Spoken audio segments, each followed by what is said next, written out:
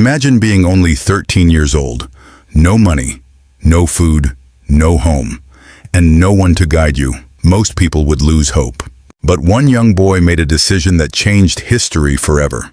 He walked nearly 470 kilometers to Paris, surviving hunger, freezing winters, and endless hardships.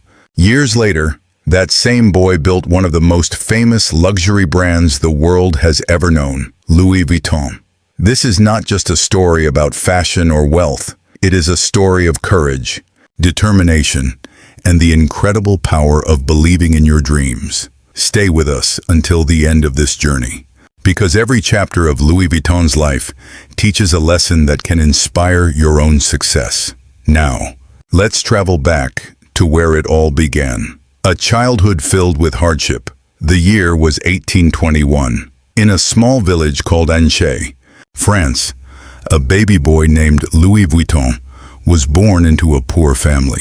Life was difficult from the very beginning. His father, Xavier Vuitton, worked as a carpenter. Every day, he built wooden furniture and repaired simple structures, but his earnings were barely enough to feed the family. His mother worked as a hat maker, carefully sewing hats for local women. She worked long hours, yet the family still struggled to survive. Their tiny wooden house offered little comfort. Rain leaked through the roof. The winters were freezing. There was no heating, no soft bed, and often not enough food on the table. While other children spent their days playing games, Louis helped his father carry heavy wooden planks, clean the workshop, and learn the value of hard work. His hands became rough before he was even a teenager, yet something inside him was different. He never stopped dreaming, the dream beyond the village. Every week, travelers passed through his village. They wore elegant clothes. They rode beautiful horses, and beside them were large, carefully crafted travel trunks. Louis watched them with endless curiosity. Where were they going? What was life like beyond this small village? Who made those beautiful trunks? For the first time, he imagined a world much bigger than the one he knew. That dream quietly began growing inside his heart. But life was about to become even harder. The greatest loss. When Louis was only 10 years old, tragedy struck. His mother became seriously ill. In those days, there were no nearby hospitals and very few doctors. Day after day, her condition became worse. One cold morning, she passed away. The little boy stood beside her grave in complete silence. His world had changed forever. Without his mother's love, life became even more painful. His father, overwhelmed by grief, became distant and emotionally broken. Louis suddenly felt completely alone. Many children would have accepted their fate, but not Louis. Instead of giving up, he made a promise to himself. One day, he would leave this village. One day, he would build a better life. But he had no idea how that dream would become reality. The impossible decision. By the age of 13, Louis knew he couldn't stay any longer. Paris, the city of opportunity, was nearly 470 kilometers away. He had no money, no horse, no map, no family to support him. Only one thing remained: hope. One quiet evening, after everyone had gone to sleep, Louis packed a small cloth bag with his few belongings. Before sunrise, he quietly stepped out of his home. He didn't say goodbye. He didn't look back. With nothing but determination in his heart, he took the very first step toward Paris. He had no idea what dangers were waiting for him, but he knew one thing with absolute certainty. If he stayed where he was, his dreams would die. So he kept walking. The journey that changed everything. Louis Vuitton had taken the first step toward his dream. But dreams are never easy to achieve. Road to Paris stretched nearly 470 kilometers, a journey that seemed impossible for a 13-year-old boy with no money, no food, and no place to sleep. Every step tested his courage. Every mile pushed him closer to giving up. Yet Louis refused to turn back. Long road, filled with pain. The first few days were the hardest. His feet quickly became covered with blisters. The thin shoes he wore were already falling apart. Every evening, he searched for a safe place to sleep. Sometimes it was beneath a large tree, sometimes inside an empty barn, and sometimes he simply lay beside the road, staring at the stars while wondering what tomorrow would bring. Hunger became his constant companion. Some days, kind strangers offered him a piece of bread or a bowl of soup.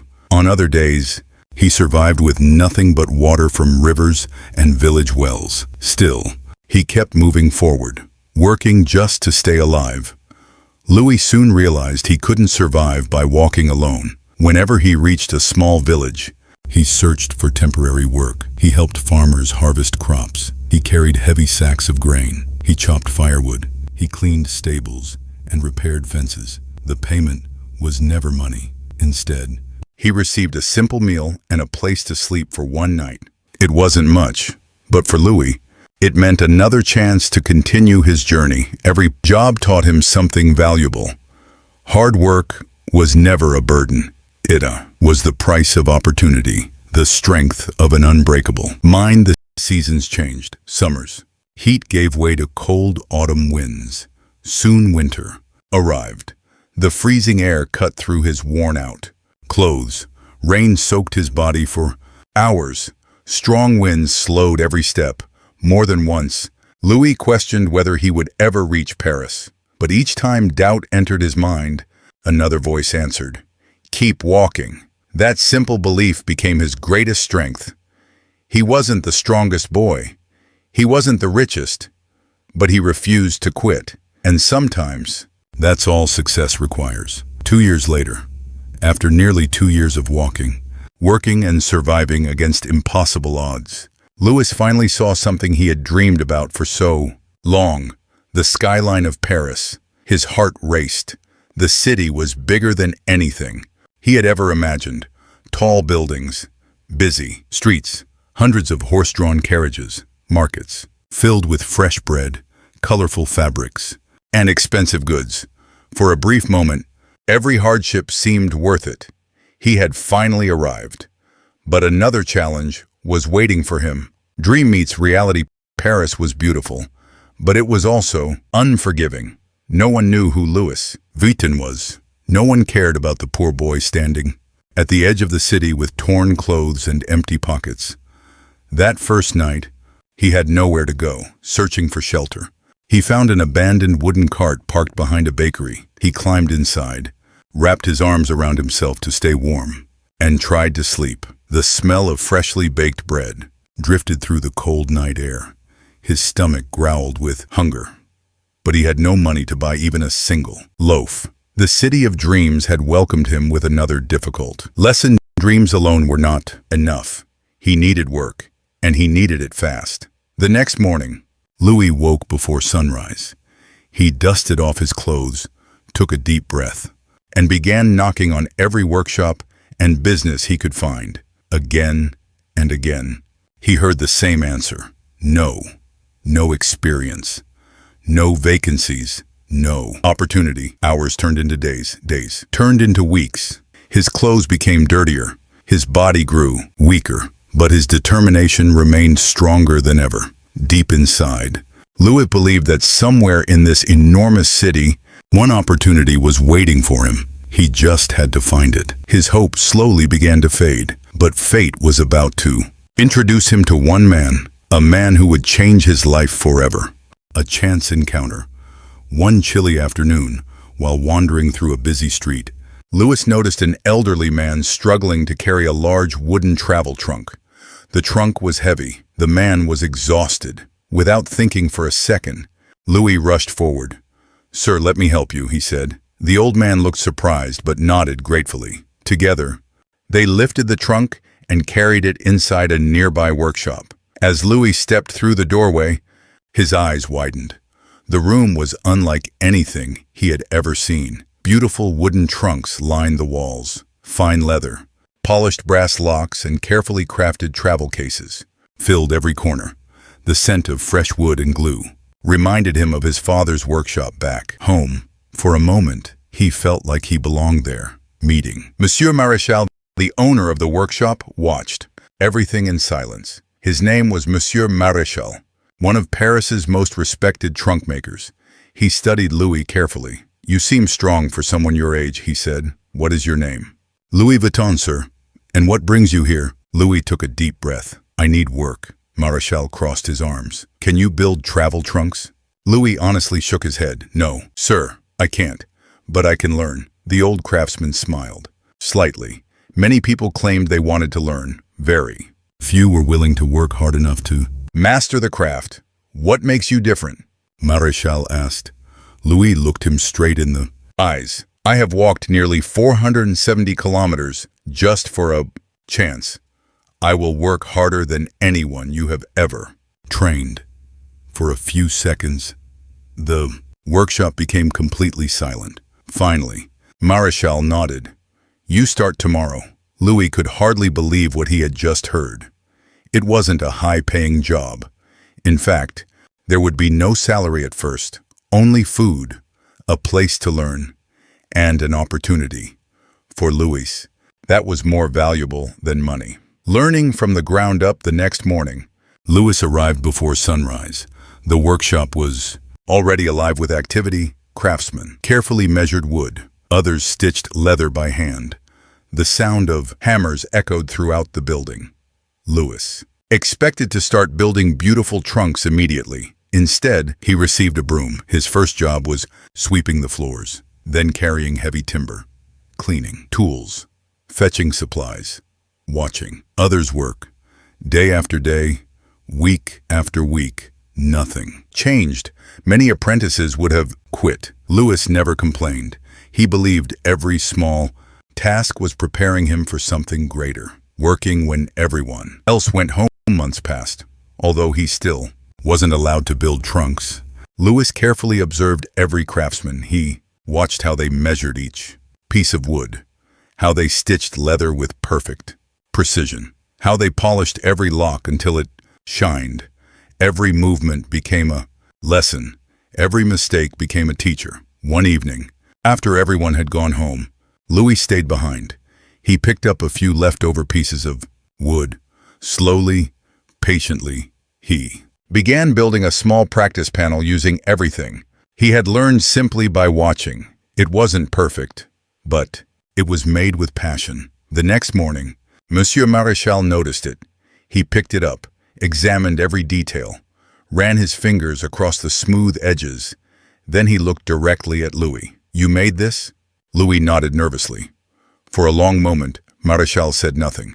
Then, a smile appeared on his face. "From today," he said quietly, "I'll teach you personally." Those words changed Louis Vuitton's life forever. The homeless boy who had once slept inside an abandoned cart had finally found his purpose.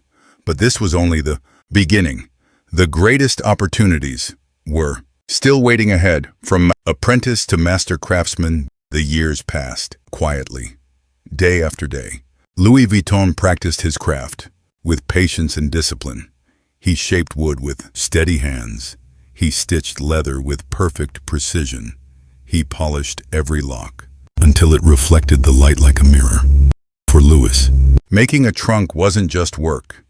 It was an art. He believed that every detail mattered. A single mistake could ruin an entire masterpiece. While others rushed to finish their work, Louis took his time. He wanted every trunk to be stronger, lighter, and more beautiful than the last. Slowly, people began to notice. A reputation begins to grow. Customers visiting Monsieur Maréchal's workshop started asking an unusual question. Who made this trunk? Again and again, they heard the same answer. It was made by our young craftsman, Louis Vuitton. Word spread across Paris. Merchants admired his precision. Travelers praised the durability of his trunks. Wealthy families appreciated the elegant finish of his designs. Soon, many customers requested that Louis personally craft their luggage. For the first time in his life, his name carried value. The poor village boy had become one of the city's most talented artisans, but destiny was preparing something even greater. A royal visitor one bright morning. The atmosphere inside the workshop suddenly changed. Workers quickly cleaned their benches, Fresh flowers were placed near the entrance. Everyone stood straighter. Whispers filled the room. She's coming. The Empress is here. Moments later, an elegant carriage stopped outside the workshop. The door opened. A graceful woman stepped onto the street, dressed in a magnificent silk gown adorned with pearls. She was Empress Eugénie, the wife of Emperor Napoleon III and the most influential woman in France. Wherever she went, fashion followed. What she approved became the new standard of elegance. Every craftsman in Paris dreamed of serving the royal family. Today, that opportunity had arrived. A challenge. Unlike any other, the Empress slowly walked through the workshop, examining the travel trunks displayed along the walls. She admired the craftsmanship, but she wasn't impressed. Finally, she turned toward Monsieur Maréchal. "My travels are becoming more frequent," she said. Calmly, "My trunks are too heavy. They are difficult to carry, and they take up too much space. I need something better." The workshop fell silent. No one dared to speak.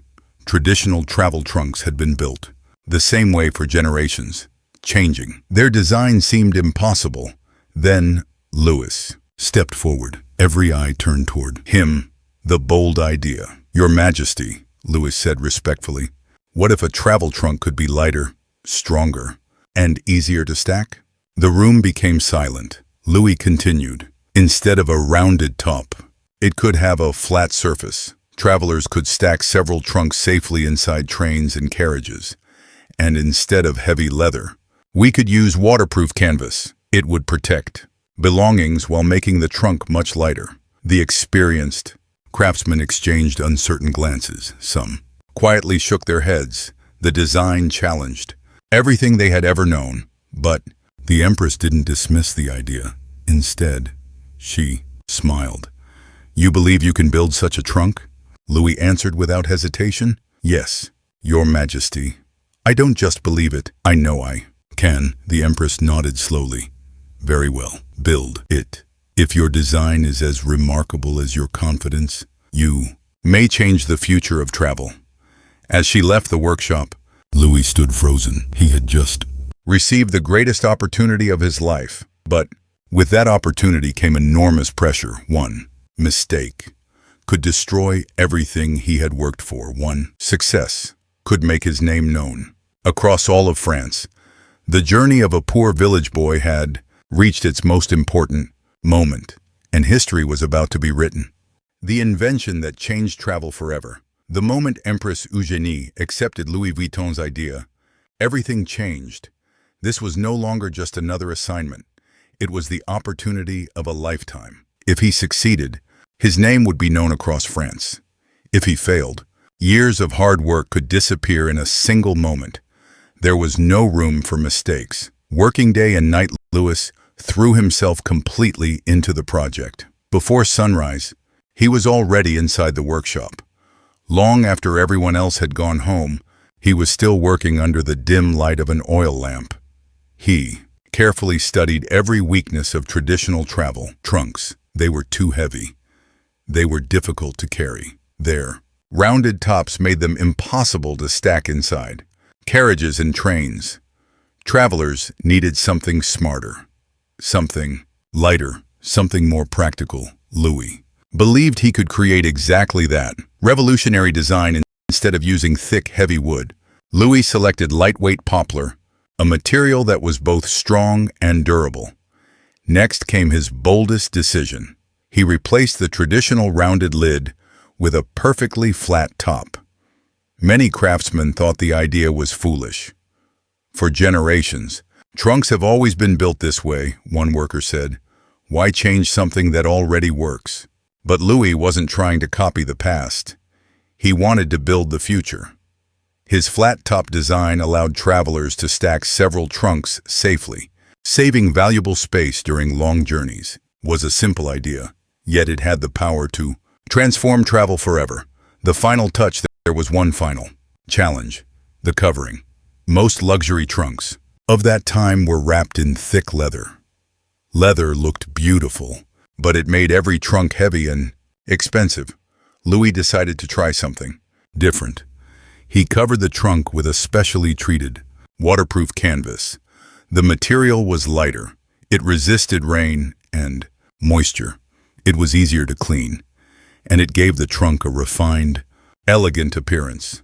When the final brass locks were polished and every stitch carefully inspected, Louis stepped back and looked at his creation. It wasn't just another travel trunk. It was unlike anything the world had ever seen. The royal presentation. Day had finally arrived. Inside the Empress's palace, nobles, military officers, and royal advisors gathered to witness the presentation. Louis carefully carried the trunk into the grand hall. His heart pounded with every step. The room fell. Silent Empress Eugénie slowly approached. She examined every detail. She touched the waterproof canvas. She inspected the brass locks. Then, with the help of her attendants, several trunks were stacked neatly on top of one another. For the first time, travel luggage was both elegant and practical. The Empress looked at Louis. Smile appeared on her face. "This is extraordinary," she said. "You have created exactly what I needed." Those few words changed Louis Vuitton's life forever. Success across France. News of the royal approval spread quickly throughout Paris. Soon, aristocrats, wealthy merchants, and influential families all wanted trunks made by Louis Vuitton. Owning one became a symbol of sophistication and good taste. Orders poured into the workshop faster than they could be completed. The young apprentice who had once slept inside an abandoned cart was now becoming one of France's most sought-after craftsmen. But despite his growing success, Louis understood one important truth. As long as he worked for someone else, his future would never truly belong to him. A bigger dream had already begun to grow in his mind. He wanted more than a successful career, wanted to build his own name, his own workshop, his own legacy. And soon, he would risk everything to make that dream come true. The courage to start his own business. Louis Vuitton's revolutionary trunk had become the talk of Paris. The endorsement of Empress Eugénie changed everything. Wealthy families, royal officials, successful businessmen, everyone wanted luggage made by the talented young craftsman. His reputation grew faster than ever before. But despite all the praise, Louis couldn't ignore one important fact. Every trunk he created carried someone else's business name, not his own. Deep inside, he knew he was capable of something much greater. He didn't just want to build beautiful trunks. He wanted to build a brand that people would remember for generations. A life-changing decision. Leaving Monsieur Maréchal's workshop wasn't easy.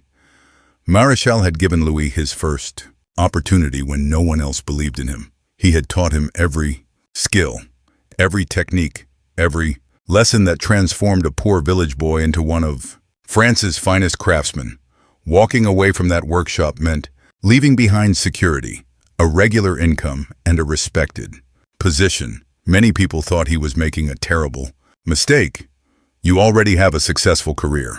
Some friends warned, why risk everything? Louis listened politely, but his decision had already been made. Great dreams often require great risks. A small shop with a big dream. In 1854, Louis invested all of his savings into a small workshop on Rue Neuve des Capucines, one of Paris's busiest streets. Shop was simple. There were no expensive decorations, no large team of workers, just a handful of tools, a sturdy workbench, and one man with an extraordinary vision. Above the entrance, a wooden sign proudly displayed his name, Louis Vuitton, Maletier. For the very first time, his name stood above his own business. It was a dream he had carried ever since leaving his village as a frightened 13-year-old boy. Now, that dream had become reality. Winning customers, one trunk at a time. Running a business proved far more difficult than working as an employee. Louis had to do everything himself: meet customers, design every trunk, cut the wood, stitch the canvas, install the locks, deliver completed orders. His days began before sunrise. Most nights, he worked until the streets of Paris became silent. There were moments when he questioned whether he had made the right decision. Some weeks brought many customers, others brought almost none. Money was always tight, but Louis refused to lower his standards. He believed that quality would always attract the right customers. And he was right. The secret behind his success, unlike many craftsmen, Louis never rushed his work. Every trunk was inspected again and again before it left his workshop. If a corner wasn't perfect, he rebuilt it. If a stitch looked uneven, he removed it and started again. His philosophy was simple: never deliver something you wouldn't be proud to put your own name on. Customers quickly noticed the difference. His trunks were lighter, stronger, more elegant, and far more practical than anything else available in Paris. Soon, satisfied clients recommended Louis Vuitton to their friends. Word of mouth became his most powerful advertisement. Without spending a single coin on marketing, his reputation spread throughout France. A dream begins to grow as orders continued to increase. Louis realized something incredible. People were no longer buying only a travel trunk. They were buying trust. They believed in his craftsmanship. They believed in his name. For Louis, this was the true beginning of something much bigger than a workshop. He wasn't simply building luggage anymore. He was building a legacy. But just as success seemed certain, history had other plans. A devastating war was approaching France, and it would threaten everything Louis Vuitton had worked so hard to create.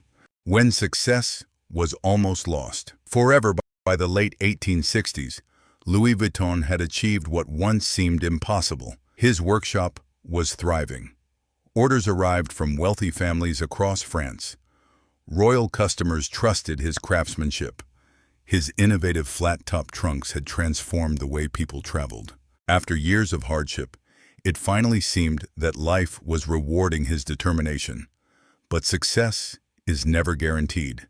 Sometimes, the greatest challenges appear just when everything seems perfect. The shadow of war. In 1870, France was thrown into chaos. The Franco-Prussian War had begun. The streets of Paris, once filled with elegant carriages and wealthy travelers, were suddenly crowded with frightened families and exhausted soldiers. Businesses closed their doors. Factories stopped production. Shops stood empty. People were no longer thinking about luxury. They were thinking about survival. For Louis Vuitton, the change was devastating. Almost overnight, customer orders disappeared. The workshop that had once been full of activity became painfully quiet. Finished trunks sat untouched, waiting for buyers who never came. A test of faith. Every passing week brought new worries. Bills continued to arrive. Workers still depended on him for their wages. The future of his business became uncertain. Many shop owners gave up. Some closed their businesses forever. Others left Paris in search of a safer life. Louis could have done the same, but giving up had never been part of his story. Instead of losing hope, he focused on protecting everything he had built. He reduced expenses. He carefully managed every piece of wood and canvas. And most importantly, he believed that difficult times would not last forever. The war ends. A new beginning begins. In 1871, the war finally came to an end.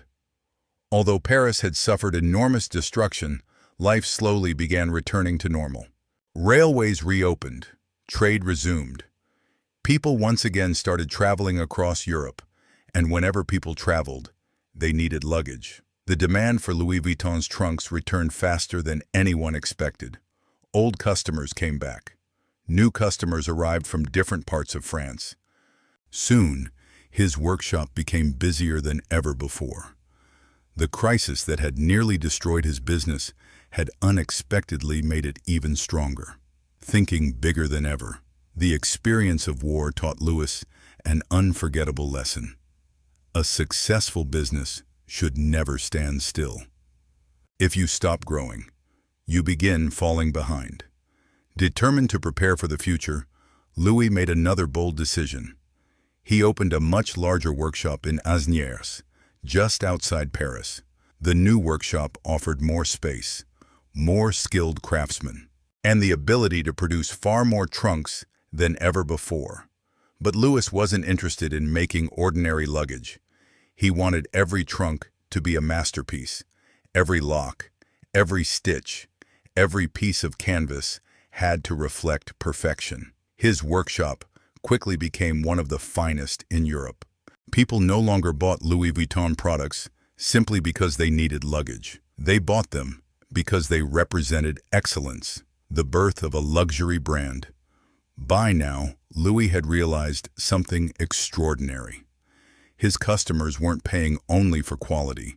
They were paying for trust, for craftsmanship, for prestige. Owning a Louis Vuitton trunk had become a symbol of success. It told the world that its owner appreciated elegance, refinement, and exceptional quality. Without realizing it, Louis Vuitton had begun creating something far greater than a successful business. He was creating one of the world's first true luxury brands. But with growing fame came a new problem. The more valuable his creations became, the more people wanted to copy them. A battle against counterfeit products was about to begin, and that battle would shape the future of the Louis Vuitton name forever. The rise of counterfeit cheap imitations began appearing in markets across France. At first glance, they looked similar, but the quality was poor. The locks broke easily. The stitching came apart. The wood cracked after only a few journeys. Many customers couldn't tell the difference. Some believed they were buying a genuine Louis Vuitton trunk. When those fake products failed, they blamed Louis instead. His reputation, the very thing he had spent decades building, was suddenly at risk. Louis knew he had to act, protecting a name. Instead of lowering his prices to compete with counterfeit makers, Louis chose a different path. He made his products even better. Every trunk leaving his workshop carried unique design features that were difficult to copy. He introduced distinctive striped canvas patterns that made his luggage instantly recognizable. It wasn't just about beauty. It was about protecting the identity of his brand. Louis understood something that many business owners still forget today. A strong brand is built on trust, and trust must be protected at all costs. Preparing the next generation as the business continued to grow, Louis realized he couldn't lead the company forever. His son, Georges Vuitton, had grown up inside the family workshop. From an early age, Georges watched master craftsmen shape wood, stitch canvas, and assemble elegant travel trunks. But Louis didn't treat him like the owner's son. He treated him like every other apprentice. Georges swept the floors, organized tools, helped customers, and slowly learned every step of the business. Louis wanted his son to understand one important lesson. Luxury isn't created by money. It's created by discipline, patience, and uncompromising quality. A father's greatest lesson. One evening, after another long day in the workshop, Louis and Georges walked together through the quiet streets of Paris. The city had changed dramatically since Louis first arrived as a homeless teenager. He looked at his son and said, "Never build something just because it's easy. Build it because it's the very best you can create. And never chase every customer. If people truly value excellence, they will come to you." Those words stayed with Georges for the rest of his life. They would later become one of the guiding principles behind the Louis Vuitton brand. The beginning of a lasting legacy. By the 1880s, Louis Vuitton had achieved something extraordinary. He was no longer simply a craftsman. He had become an innovator, an entrepreneur, and a symbol of excellence. His trunks were recognized across Europe for their elegance, durability, and timeless design. But Louis understood that true success wasn't measured by wealth alone. It was measured by what you leave behind. He had built more than a business. He had built a reputation a reputation that his family would soon carry into a new era. Little did he know, the greatest expansion of the Louis Vuitton empire was still to come, and it would begin with the next generation.